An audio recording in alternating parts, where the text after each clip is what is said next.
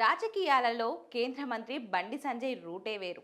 తెలంగాణలో ఏదైనా ముక్కుసూటిగా మాట్లాడే సెన్సేషనల్ పొలిటికల్ లీడర్గా బండి సంజయ్కి ఒక ప్రత్యేకత ఉంది. ఆయన నోటి నుంచి వచ్చే మాటలు తూటాల్లా బుల్లెట్ కన్నా వేగంగా ప్రత్యర్థుల గుండెల్లోకి దూసుకుపోతాయనడం అతిశయోక్తి కాదు. ఇక ఉమ్మడి కరీంనగర్ జిల్లాలో బీఆర్ఎస్ కు మంచి పట్టున్న కరీంనగర్ పార్లమెంట్ స్థానం నుంచి వరుసగా 2 సార్లు విజయం సాధించి సంచలనం సృష్టించారు బండి సంజయ్. ఇక సంచలన వ్యాఖ్యలు చేయడంలో ఆయన దిట్ట.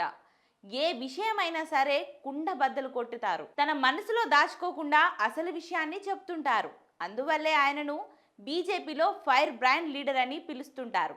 2023 ఎన్నికల్లో బండి సంజయ్ని భారతీయ జనతా పార్టీ అధిష్టానం తెలంగాణ అధ్యక్ష పదవి నుంచి తప్పించింది. అయినప్పటికీ బండి సంజయ్ ఏ మాత్రం వెనుకడుగు వేయలేదు.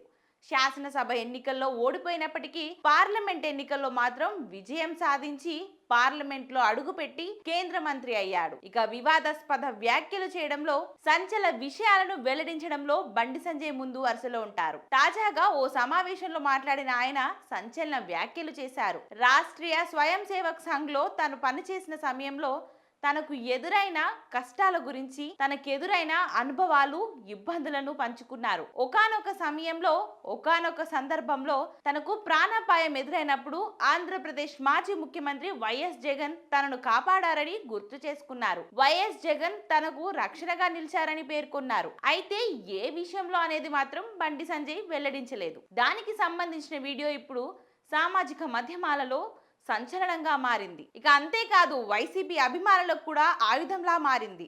ఆంధ్రప్రదేశ్ రాష్ట్రంలో బీజేపీ, జనసేన, టీడీపీతో కలిసి కూటమి ప్రభుత్వాన్ని ఏర్పరిచింది.